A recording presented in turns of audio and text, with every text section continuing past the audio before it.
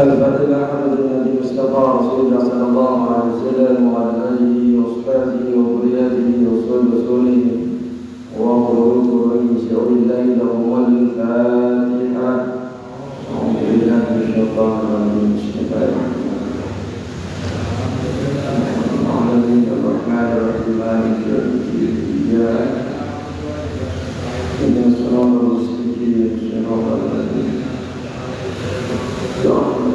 فجاء معلم الكتاب وعلامة الشيخ محمد القاسم والشيخ الإمام العلامة أبي شجاع ولد المشيخ الذي تقول في مقر زواجه الذي تقول في مقر تعظيم الشجاعي وكحل مقر زيد الزجاجي وفي عبد الحميد الشجاعي من المدينة وكاسين عبد الحميد وكأعلم عبد الحميد كطاهر عبد الحميد وكأفرقا من زيد وكأفر القول محمد مقر زيدي وكياي جسمين من السلام وكأفشي عبد الله وكأفر الله بن نوير ومحسين بن الإمام وصول رسولهم وقربهم وعدانا يقينا لحمياتهم ويجدنا بهدائهم وعنا بركاتهم وأنوارهم وأسرارهم وعلوم في الدين الدنيا والآخرة. الفاتحة.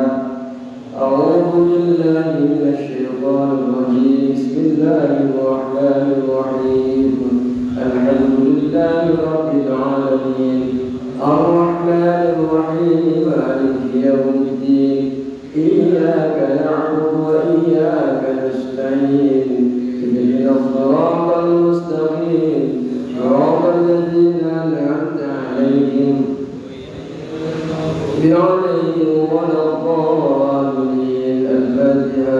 Untuk seluruh jamaah, para pengurusnya, para donaturnya, RT RW-nya yang hadir pada kesempatan kali ini, semoga Allah Subhanahu wa taala selalu memberikan kesehatan lahir wa batinan. Allah kabulkan hajat-hajatnya. Allah berikan jalan setiap permasalahan-permasalahannya. Allah jadikan keluarganya yang sakinah, mawaddah, warahmah. Jadikan istrinya, jadikan anak-anaknya yang saleh dan salihah, yang selalu taat kepada Allah, taat kepada Rasulnya, taat kepada syariat Islam, yang selalu berpegang kepada Al-Quran dan Sunnah. Dan kita semua, ilmu-ilmu yang kita pelajari, semoga menjadi ilmu yang bermanfaat di dini wa dunia wal akhirah. Dan ketika kita dipanggil oleh Allah Subhanahu wa taala, semoga kita dipanggil dalam keadaan husnul khatimah.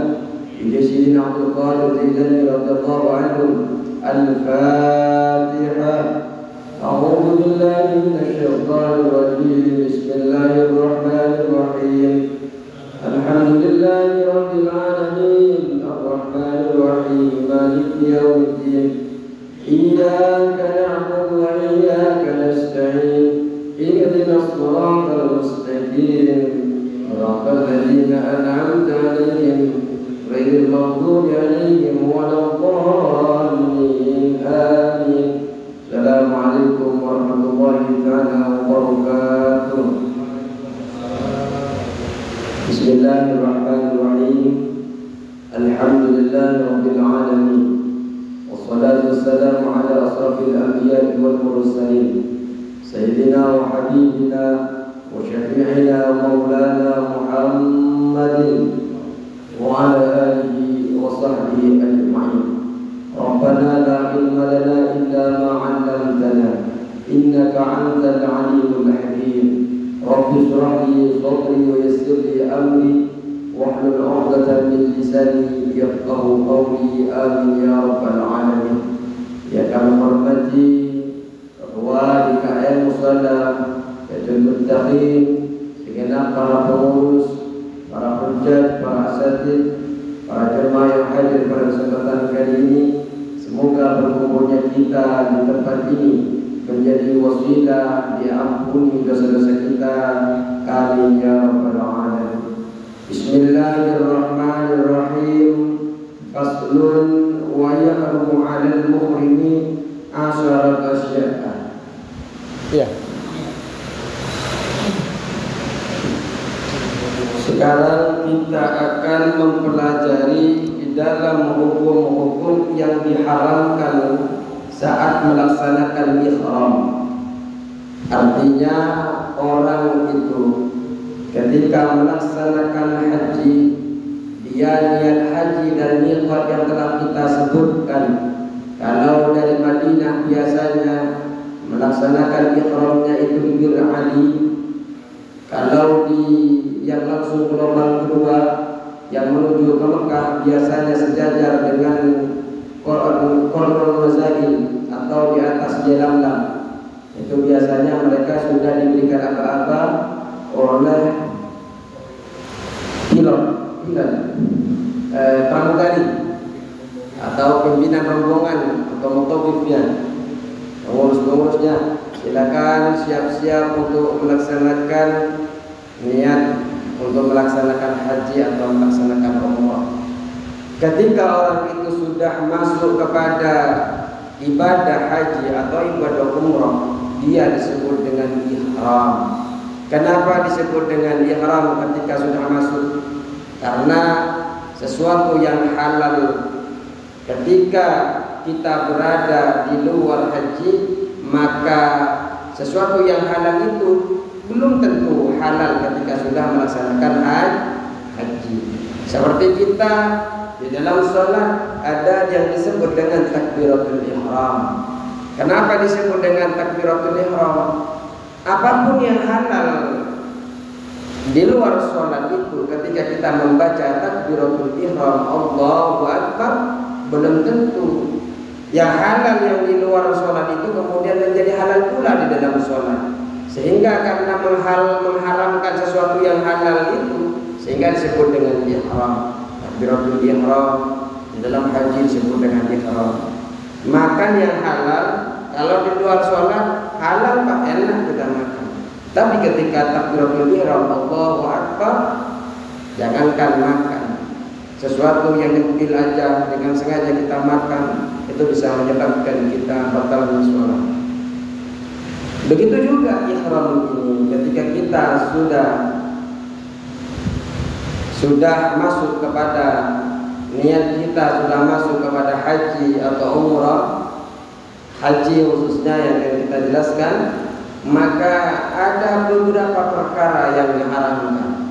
Melakukan hanya diharamkan, malah nanti itu akan ada yang merusak pada haji kita.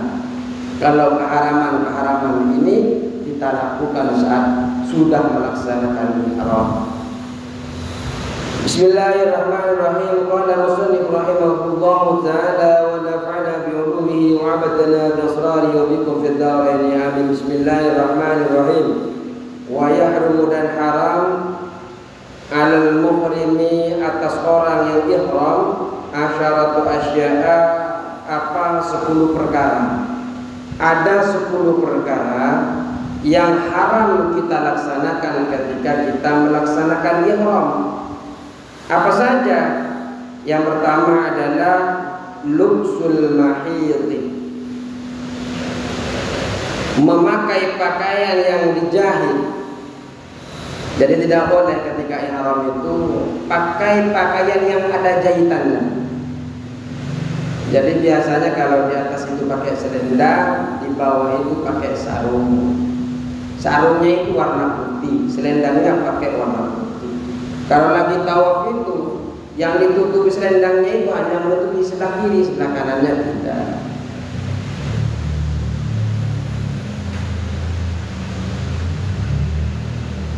Seperti kakomisin, seperti gamis, mantel, sepatu muzah yang berjahit, itu nggak boleh. Atau pakaian yang ditenun, diracun, tenun itu racun, ditenun. Ditenun itu kan dirakit ya, disulam. Jadi tidak boleh.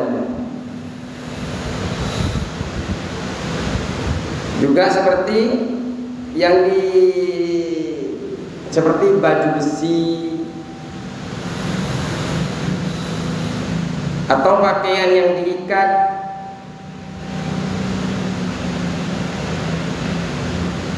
Seperti bulu-bulu yang di kepal-kepal itu Pak, yang diikat ke seluruh tubuhnya, itu tidak boleh. Jadi yang berkaitan diikat, terus apa namanya, kan biasanya ada yang diikat. Jadi kemudian menjadilah baju, kemudian dipakai, tidak boleh. Jadi murni tidak boleh ada yang diikat, nggak boleh ada yang dijahit. Semuanya kayak labung putih itu, kain putih. Nggak ada jahitannya kan Pak Haji? Nggak ada. Tapi lembut ya Pak Haji. Ikat pinggang ya, dan yang bang jampang yang hijau karena putih ya, itu kan nggak dijahit kan, pakai kayak klep gitu. Itu boleh nggak? Itu kan kadang orang buat jalan tua, kalau kita karena nggak boleh di kantong kan, jahit. Umumnya kalau kita beli peralatan haji atau apa, boleh ada ikatannya. Itu nggak jahit, cuma di klep gitu. Nah itu sekarang malah banyak di Shopee itu Pak, menjual perlengkapan jahit, mensiasati kan yang tidak boleh dijahit. Kemudian mereka mensiasati dengan yang lain. Pokoknya yang tidak boleh itu seperti dijahit, disulam, terus diikat. Jadi baju yang dikepal-kepal itu kemudian diikat jadi baju. Nah, seperti baju besi itu kan, baju besi itu sebenarnya kan diikat itu. Kalau seperti selain yang disebutkan di kitab ini, maka diperbolehkan. Nah, yang ditanyakan Pak Haji tadi itu kan berarti pakai lem yang begitu itu ya? Press gitu ya, lem kancing. Press ya. Press. Ya kalau dari konteks kata bahasanya dijahit, disulam dan itu nggak termasuk mungkin. Iya, karena memang banyak yang menjual seperti itu. Tapi kalau yang lebih hati-hati, maka jangan pakai yang seperti itu. Kalau mau lebih hati-hati. Tapi kalau melihat dari kata ini, maka orang-orang selain melakukan ini maka sah. Karena dulu pada masa itu kan nggak ada itu, ya kan? Kan masa pengarang kita waktu berijtihad ini kan tidak ada. Kemudian akan ada muncul baru. Kalau Rasulullah ini kan hanya memberikan gambar besarnya saja. Kemudian oleh ulama ditelaah dengan sesuai masa itu, kemudian dikeluarkanlah hukum. Makanya banyak yang membuat ya pakai seperti itu. Itu sebenarnya kalau di konteksnya di sini tidak ada, maka bisa saja itu diperbolehkan. Cuma menggunakan alat seperti itu alangkah baiknya, karena memang tujuannya ihram itu ada, tujuannya dibalik ingin melepas semua batasan-batasan dunia ini.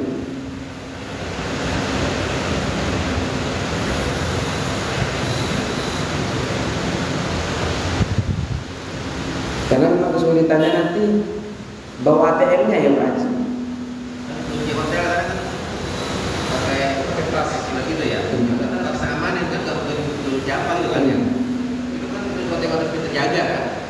Oke lah kalau yang dari dunia kita uang ATM berarti tinggal hotel bisa minimal kunci hotel kan ya. Pakai kartu kan. Itu kalau ya bisa aja tinggal di hotel, tapi orang banyak kita ngomongnya susah kan. Nggak bisa ngomong darah. Inggris nanti kan. Itu artinya hal-hal yang kayak gitu kita siasatinya adalah dengan pakai gesper ya.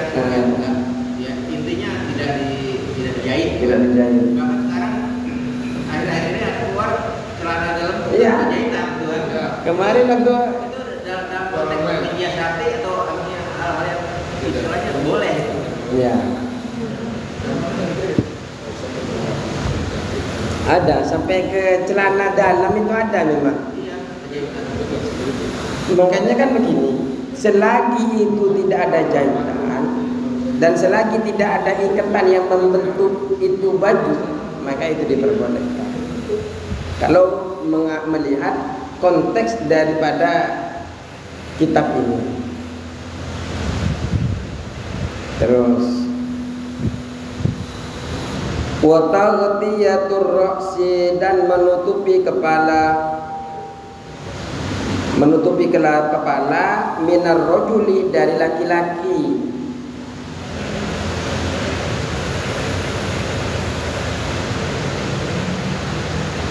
Sekiranya dia itu menutupi kepala untuk sebagai penutup, contoh seperti surban. Apabila dia pakai surban itu sebagai penutup kepala atau sebagian kepala bagi laki-laki, maka hukumnya haram. Apabila dia tidak berniat untuk menutupi, maka tidak, lam yadurrah, maka tidak menjadi mudarat, tidak apa-apa. Seperti meletakkan tangannya di atas sebagian kepalanya.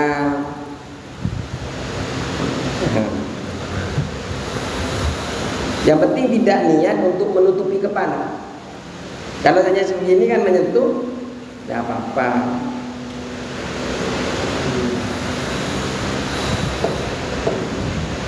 Atau seperti menyelamkan airnya, menyelamkan kepalanya ke dalam air, kan ketutup. Cuma niatnya kan bukan untuk menutupi. Contohnya lagi, menaungkan kepalanya di bawah tanduk daripada unta. Biasanya kan ada tempat duduknya unta itu. Apa namanya itu? Belana. Di bawahnya kita taruh. Yang tidak boleh itu menutupi kepala kita atau sebagian kita dengan niat untuk menutupi. Tapi kalau hanya kita menaungi di bawahnya atau surban menaungi ini, tapi jangan sampai menutupi. Ya nggak boleh kalau menutupi. Makanya orang-orang ada yang pakai payung. Hah? Pakai payung kan panas. Soalnya ada yang pakai payung tanpa jahitan.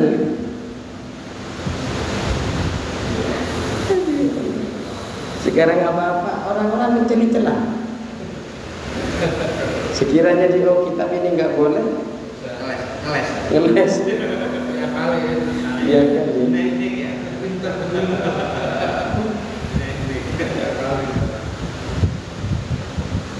Watauti, terus wajhi, dan wajah minal mar'ati, dari perempuan. Perempuan itu tidak boleh menutup wajah, walaupun dia pakai cadar. Tapi kalau di dalam madzhab Syafi'i ketika ihram maka harus dilepaskan. Hanya wajib dia menutupi sebagian yang diharamkan ditampakkan ketika sholat. Makanya periksa mukenanya istrinya itu Pak, karena belum tentu mukena sekarang itu tidak sesuai syariat. Ada Pak, dia hanya menjual motif, hanya menjual kenyamanan, tapi kadang di sini kan perempuan itu harus tertutup. Ini yang tertutup. Kalau kelihatan di sini ini tidak sah sholatnya. Mukena sekarang itu bukan lebih pada fashion, ya kan?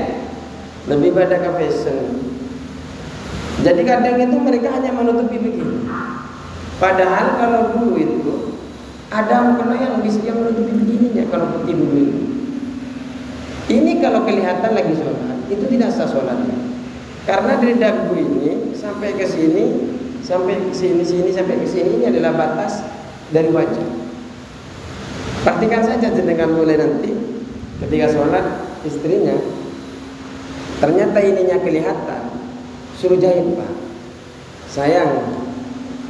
Jadi ya kan tugasnya orang yang menjual itu kan hanya mukenanya. Tugas kita ibadah diterima dari saya kita, mana orang yang harus ditutupi, mana yang harus dibuka. Di dalam ihram, kalau ini yang wajib ditutupi dalam sholat itu wajib ditutup. Jadi kalau buka wajib dibuka, kalau ditutup mana haram.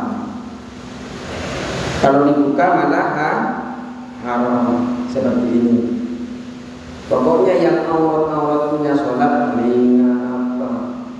Jadi yang tidak boleh ditutupin hanya wajah.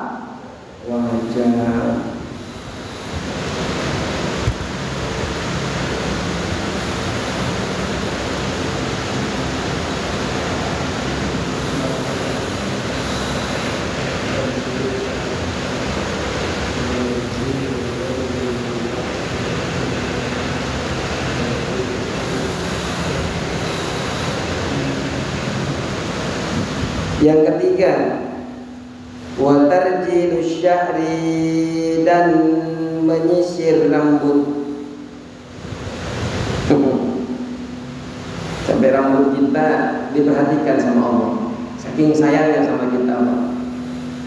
Ketika ihram tidak boleh menyisir rambut. Akan tetapi di dalam kitab Muhaddab ini hukumnya makruh saja, tidak sampai haram. Tapi kalau di dalam kitab yang kita pelajari atau matan takrib, ini hukumnya haram. Kalau dalam kitab Muhaddab makruh. Jadi ketika ihram panjenengan menyisir, biasanya orang dulu Pak, orang 80 ke bawah sampai 70 itu biasanya bawa isinya.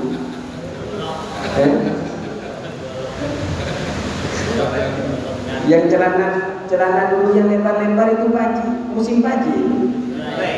Celana Arabik. Iya, celana Arabik. Itu biasanya pakai celana Arabik itu di sininya ini ada apa sisir. Iya, nongol di. Habis dari. Nah itu. Ya, jadi fashion dulunya seperti itu mungkin. Jadi kalau kita ingat sekarang ketawa kan cenderung. Lagi mau naik kereta, senjata. Jadi tidak boleh ketika panjenengan ihram, panjenengan tidak boleh menyisir rambut.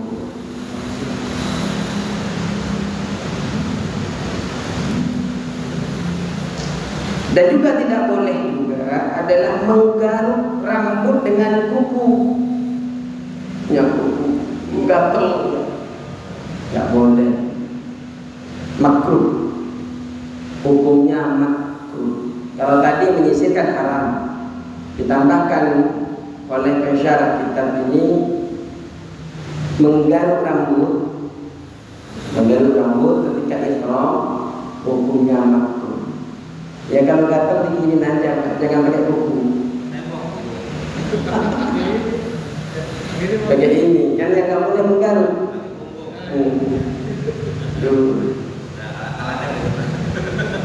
Jadi sepertinya ribet sekali ya haji.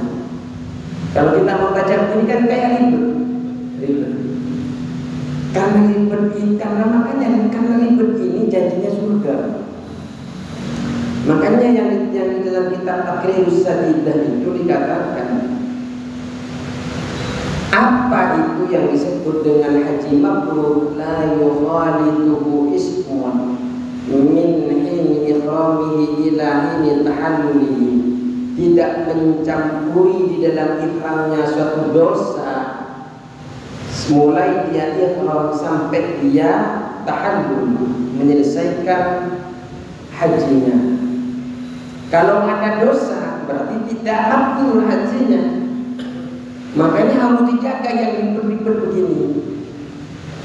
Cuma bentar Pak, dan tanggal 8, tanggal 9, tanggal 10, 11, 12, 13 selesai umrohnya itu. Selesai sama Mina, Musdalifah.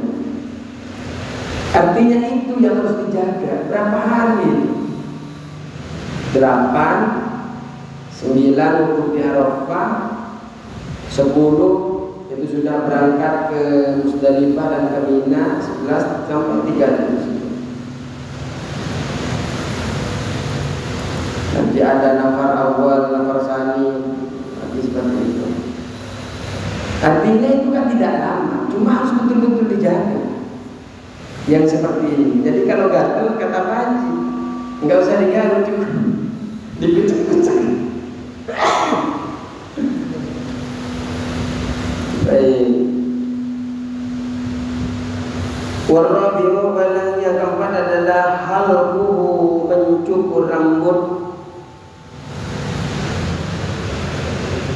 Ketika ihram haram mencukur rambut, karena ketika mencukur rambut karena ada di tahallul awal itu sudah menandakan bahwa ihram kita selesai.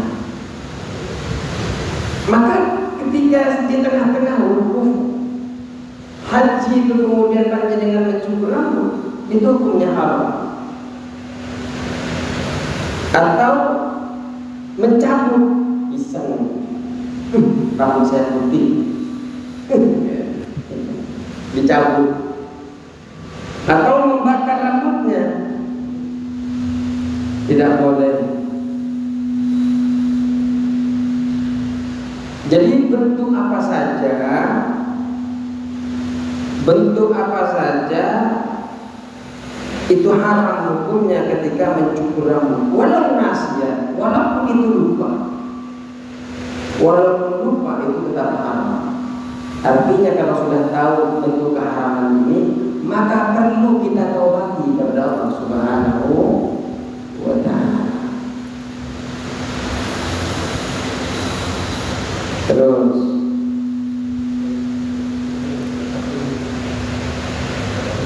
wa taklimul izfari, dan memotong kuku, menghilangkan kuku yang ada di tangan, menghilangkan kuku yang di kaki, itu hukumnya haram ketika dalam keadaan ihram. Ya kalau enggak ihram ya enggak apa-apa. Yang kita bahas yang haram itu ketika ihram. Jadi dengan kalau sudah ihram, lepaskan ini semua, jangan dilakukan. Apabila pecah kuku tersebut, sebagian kuku, kemudian terasa sakit kalau tidak dihilangkan, maka diperbolehkan hanya menghilangkan yang sakit itu. Tersandung umpamanya, yang namanya capek bahkan nggak lihat, tahu-tahu trotoar dengan tendang. Ya namanya nggak tahu trotoar dengan, tahu-tahu kukunya pecah, kukunya terkelupas. Karena kebetulan sebelum berangkat saking sibuknya banyak tamu sehingga motong kuku lupa waktu mau berangkat haji. Tahu-tahu nongol di jempolnya, di kakinya, lagi jalan enak-enak, lewat trotoar, kena tendang, akhirnya terkelupas. Maka ketika sakit boleh hanya motong tempat yang sakit itu. Yang keenam, watibu, dan memakai minyak harum. Ini Pak, jadi kita bukan mau gaya-gayaan ke sana pakai minyak tidak. Yang tidak boleh itu setelah masuk ihram. Kalau sebelum ihram, apa yang dipakai di dalam diri kita, badan kita, pakai sabun, pakai minyak sebelum tidak sama. Yang dihitung itu setelah masuk ihram. Makanya Pak, kalau mau harum, panjenengan mandinya pakai melati sebelum ihram, pakai tembang. Seperti memakai, tapi di sini di sarahnya itu disebutkan harus memakainya secara sengaja, harus secara sengaja ingin mendapatkan manfaat dari minyak harum itu.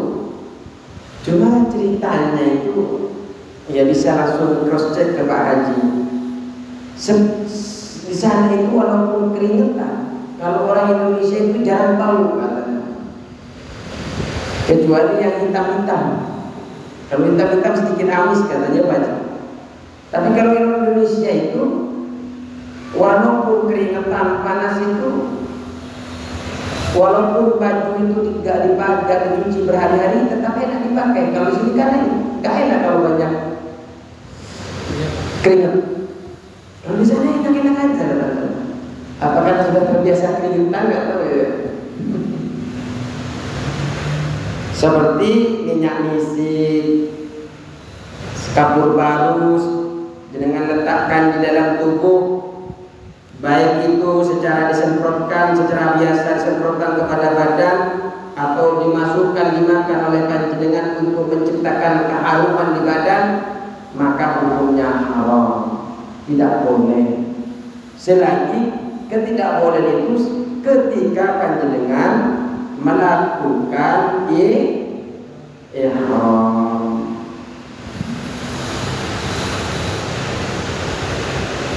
Dan tidak ada bedanya, laki-laki atau perempuan sama saja tidak boleh menggunakan ihram.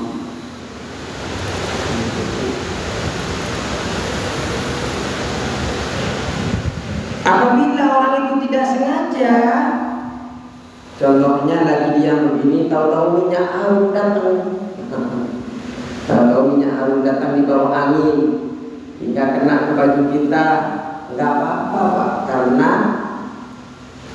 kita itu tidak ada kesengajaan untuk memakai minyak harum.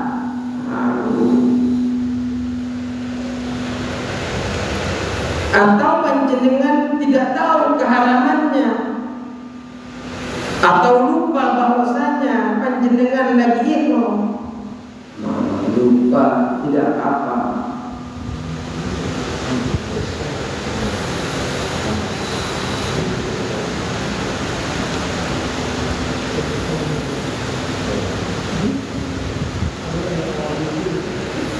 Dimakruhkan bagi memakainya atau ketika lupa bahwa atas keharamannya, atau lupa bahwa dirinya ihram, fa innahu la fidyata alaihi, maka tidak ada fidyah baginya. Fidyah itu sebagai bentuk bayaran atas kelalaian dia. Kan ada fidyah itu Pak, ada dam, nanti akan ada di belakang.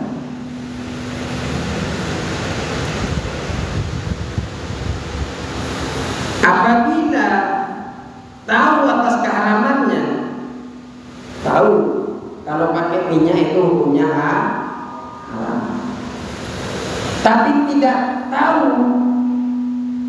bahwa harus membayar fidyah. Dia tahu haram tapi tidak tahu harus membayar fidyah, maka wajib baginya untuk membayar fidyah. Jadi ketika tahu, setelah itu dia tahu bahwa dirinya ihram, tapi tidak tahu, dia tahu bahwa itu haram, tapi tidak tahu bahwa harus membayar fidyah, maka ketika dia selesai ihram dan tahu bahwa ini adalah harus membayar fidyah atas kesalahan tersebut, maka wajib baginya untuk membayar fidyah. Terus yang ketujuh, wa qatlus saidi, dan membunuh hewan buruan, baik itu hewan darat yang bisa dimakan, atau panjenengan mengganggu sebagian daripada tubuh dari hewan tersebut seperti bulunya, maka tidak boleh ketika ihram. Ketika ihram tidak boleh memburu. Lagian kesana itu kan ibadah, bukan mau menangkap. Makanya di sana itu burung dara itu banyak karena nggak ada yang nangkap. Gak tahu kalau yang suka Biasanya kan di kampung-kampung kan ada yang bundar kan yang dimeginin kan? Karena yang ke sana macam-macam Pak.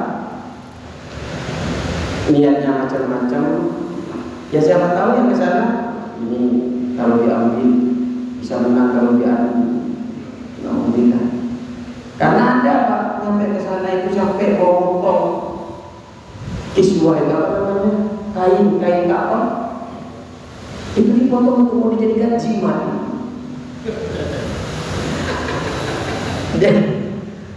Jadi gimana ya sampai segitunya?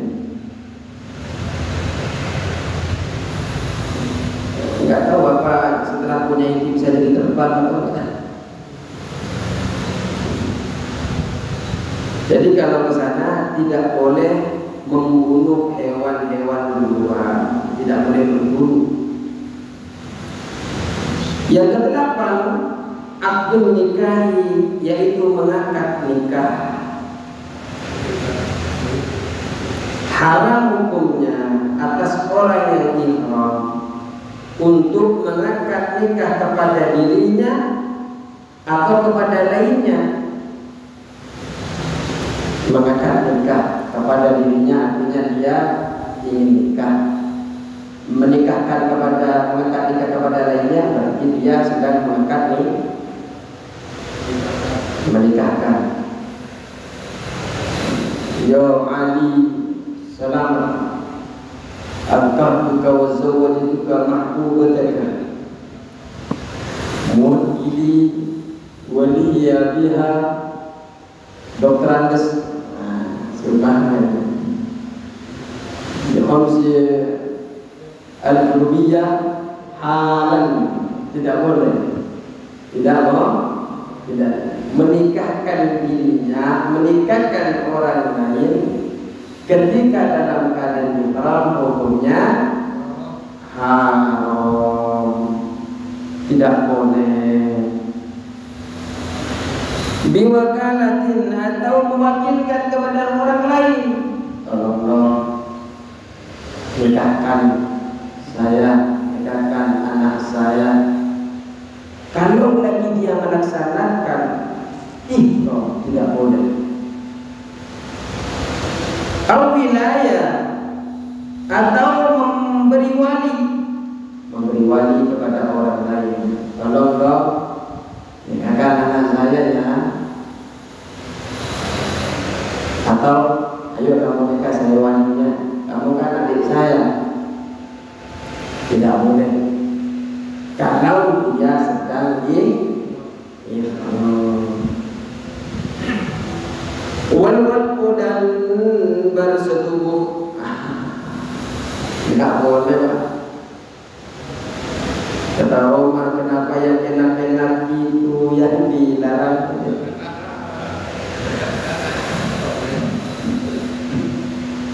Ya.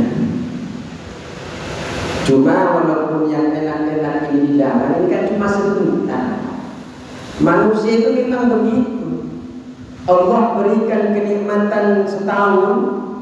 Dalam jangka setahun itu ada 1 bulan dia berikan cobaan berupa sakit. Guling kanan, guling kiri di rumah sakit. Seakan-akan yang setahun itu tidak ada arti nikmat yang Allah berikan kepadanya. Ya Allah, kenapa Engkau berikan aku cobaan yang tidak mampu aku terima ya Allah. Padahal 11 bulan dia menikmati nikmat yang Allah berikan kepadanya. Tapi ketika Allah berikan 1 cobaan 1 bulan itu, guling kanan, guling kiri, ya Allah, aku tidak kuat ya Allah.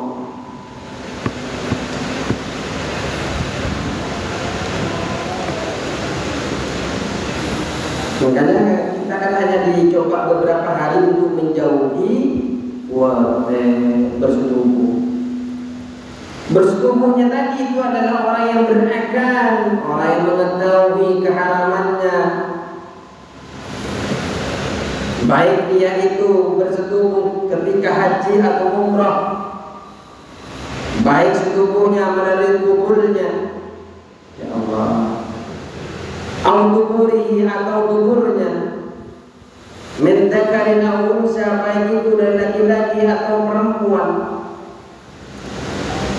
zaujah, istrinya atau pemuka atau budaknya, atau ajnabiyah atau zina dengan orang lain, hukumnya haram. Nanti ada keterangan di belakang tentang yang merusak. Jima ini nanti itu akan merusak daripada umurnya. Jadi orang yang muwatir cuma kan terlalu sampai ke tubuhnya tak boleh, haram hukumnya. Apa ya?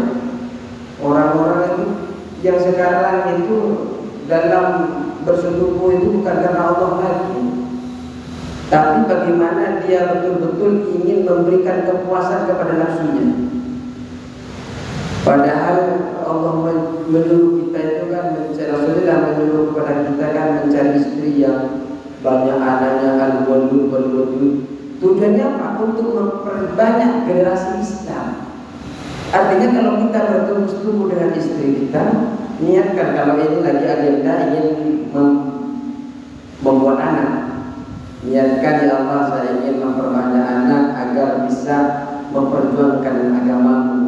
Dimanapun dia bekerja, dia selalu taat kepadamu. Setidaknya orang lihat itu Pak, walaupun dia bukan ustaz, tapi dia dalam keadaan taat, orang itu akan lihat.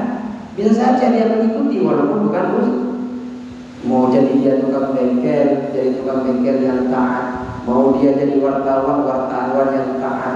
Mau jadi bos manajer yang taat. Mau jadi PNS yang taat. Semua taat kepada Allah Subhanahu wa taala, melupakan perjuangan untuk agama kita. Jadi niatkan ini. Kalau seumpamanya ketika kita tidak lagi program hamil, maka niatkan ya Allah, saya pusing ya Allah kalau nggak sampai mengeluarkan hasrat saya itu. Izinkan saya mengeluarkan ini agar saya dikonsentrasi ibadah kepadamu ya Allah. Seperti itu terus. Jadi dilibatkan dalam ibadah-ibadah yang itu bukan hanya sekedar memuaskan nafsu, tapi tujuannya adalah agar kita bisa tenang beribadah kepada Allah Subhanahu wa ta'ala. Makanya di dalam ibadah itu, di dalam beramal itu, kita kan kalau amal syariat itu kan bisa dari pertama cara kita menyempurnakan ibadah kita kalau syariat itu. Pertama dengan taubat, yang kedua dengan takwa, yang ketiga dengan istiqomah. Itu kalau bentuk syariat. Syariat itu apa? Li-islahil jawar, untuk memperbagus badan kita, itu namanya syariat. Dengan kita taubat, badan kita bagus. Kalau kita kasih contoh begini, kalau badan kita lagi banyak lumpur, maka agar kita bagus badan kita, maka kita dibersihkan, mandi. Mandi ini adalah taubat. Taubat itu bukan hanya kepada orang yang bermaksiat, orang yang sering memakai pakaian mengerjakan makruh, ya taubat kemakruhannya. Orang yang tidak biasa melaksanakan sunnah-sunnah, dia taubat dari tidak melaksanakan sunnahnya. Orang yang tidak pernah tahajud, dia taubat dari tidak tahajudnya sehingga dia tahajud. Jadi taubat yang belum taubat itu kan tabah, mendekat terus. Jadi orang yang selalu bertaubat, dia selalu akan mendekat kepada Allah Subhanahu wa ta'ala. Setelah dia mandi, ini taubat. Kemudian untuk memperbagus lagi badan kita itu, kita harus bertakwa kepada Allah Subhanahu wa ta'ala. Dengan cara apa? Dengan melakukan segala perintahnya dan menjauhi larangannya. Ini disebut dengan takwa. Kalau kita ilustrasikan tadi, setelah kita bersihkan dari lumpur tadi badan kita, ini kan kurang kalau hanya bersih saja. Maka agar bagus kita pakaikan baju yang bagus, pakai peci yang bagus, pakai sarung yang bagus atau celana yang bagus, biar kelihatan bagus di mata masyarakat. Ini disebut dengan takwa. Agar ini selalu bagus, Pak. Pakaian kita bagus, badan kita juga bagus, maka harus istiqomah, dilakukan secara terus-menerus. Itu kalau dipandang dari syariat. Kalau dipandang dari thariqah, makanya kalau dipandang dari thariqah setelah syariat sudah selesai, kita menanjak lagi ke thariqah. Thariqah itu urusan hati, Pak. Makanya nanti ada yang disebut dengan ikhlas. Setelah ikhlas kita lanjutkan ke tahap berikutnya namanya tasdid. Setelah tasdid kita laksanakan, tingkatkan lagi namanya mutmainnah.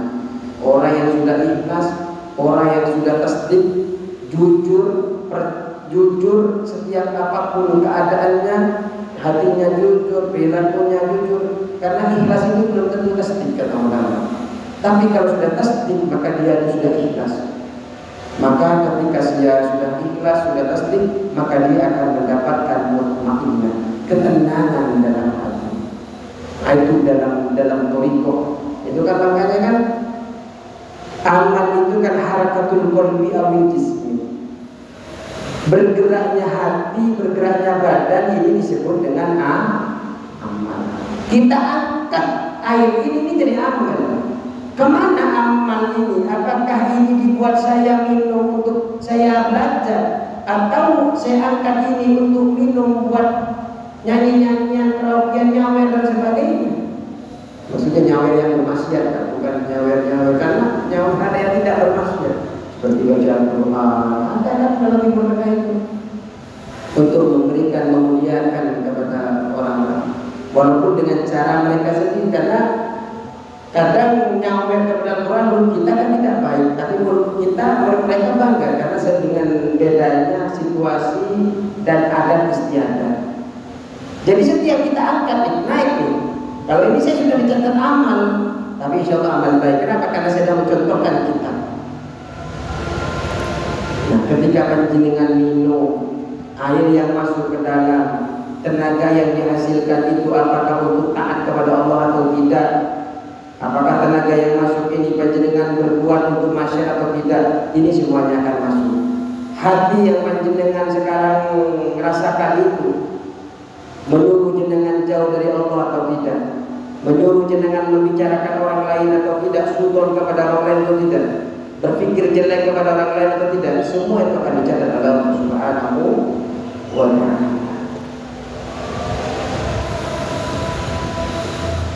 Boleh kayak gitu ya? Pembahasannya apa tadi kok panjang ke situ? Jadi intinya adalah suami istri buat bersetubuh suami istri. Jadi kita itu kan sebenarnya amal itu kan tiga, Pak. Amal syariat, amal thariqah, dan amal hati. Amal syariat zahirnya ini syariat. Amal thariqah batinnya ini, hatinya ini, ada amal hakikat yang paling dalam hati, Pak. Setelah urusan hati kita bisa ditata. Yang susah kan hati, Pak. Setelah syariat yang susah. Syariat itu yang susah, Pak, istiqomahnya. Ya. Tapi setelah istiqomah ini kita tata, itu nanti kita bisa kepada thariqah. Belajar ikhlas, belajar jujur kepada diri kita. Kalau salah ya kita salah, benar ya sila, ini tasdik. Sama istri kita nggak boleh egois. Kalau kita memang salah minta maaf, itu semuanya dilakukan. Sama anak pun begitu. Itu semua kalau panjenengan lakukan, hati itu akan mendapatkan nilai yang namanya mutmainnah, ketenangan. Yang ketiga, ternyata selain kita ada dohir, ada hati, ternyata ada ruh di dalam diri kita ini. Ada. Ini yang terkadang orang-orang tidak berikan asupan gizi. Kalau badan itu biasanya kita asupan gizi dengan makan 4 sempurna. Ya? 4 sehat 5 sempurna. Ini kalau badan, Pak. Yang kebanyakan orang itu lupa bahwa dalam badan ini ada yang namanya ruh. Ruh itu bisa diperbagus dengan 3 cara. Yang pertama adalah muqarabah, musyahadah, dan ma'rifatullah. Ini sudah tingkatan jauh ini. Kalau muqarabah itu selalu setiap berjalan itu Pak, mau di perusahaan, mau di rumah, mau di kamar mandi, mau tempat sepi, mau tempat ramai, selalu merasa diawasi oleh Allah Subhanahu. Jadi kalau sudah jenengan itu sudah merasa diawasi oleh Allah, berarti panjenengan tingkatnya sudah muqarabah, sudah hakikat, itu sudah tempatnya. Itu yang pertama. Yang kedua, musyahadah. Setelah jenengan merasa diawasi terus, panjenengan merasa melihat Allah, tapi betul-betul merasa bukan zatnya Allah yang kita lihat, tapi betul-betul ketika sholat panjenengan merasa Allah berada di hadapan panjenengan. Panjenengan sedang menghadap Allah kepada zat yang menciptakan kita. Allahu Akbar. Inni wajjahtu wajhiya, saya hadapkan wajah, betul-betul ada Allah di depan. Dalam perasaan kita, dalam perasaan. Kalau sudah bisa merasa seperti itu, berarti panjenengan sudah musyahadah tingkatannya. Nah, orang yang muqarabah, orang yang musyahadah, menurut Syekh Ibnu Ajibah dalam kitab Syarah Al-Hikam Iqadul Imam, nama kitabnya, mereka yang sudah muqarabah syariat sudah dilakukan, thariqah sudah dilakukan. Thariqah itu bukan yang begini itu, Pak. Bukan yang bukan yang seperti ini. Artinya dalam konteks thariqah yang kita katakan pembersihan hati, bukan kan ada ya bukan tidak boleh, karena kita mencintai Allah itu dengan ya namanya cinta Pak, dengan setiap cara masing-masing. Cuma yang saya tekankan di sini yang disebut dengan thariqah adalah pembersihan hati kita. Ya kalau dengan caranya membersih hati dengan cara begini, ya dibersihkan kan? Kalau memang dengan caranya begitu. Nah, kalau orang yang sudah muqarabah, sudah musyahadah, Allah akan berikan yang ketiga yang namanya ma'rifatullah. Orang yang sudah ma'rifatullah, jenengan itu akan terjadi sesuatu apapun di luar sana, itu Allah akan berikan mukasafah, namanya mukasafah itu. Allah berikan ujian. Nah, ya, cuma orang-orang tertentu yang seperti itu. Ya udahlah, ternyata panjang ini. Bismillahirrahmanirrahim, kita tutup dengan pembacaan Qafwatul Majlis. Mohon maaf apabila ada kelebihan kata, kalau ada benarnya itu murni dari Allah Subhanahu wa taala.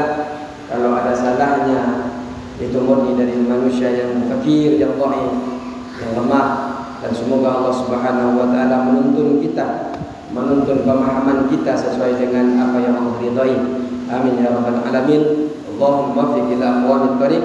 Assalamualaikum warahmatullahi taala wabarakatuh.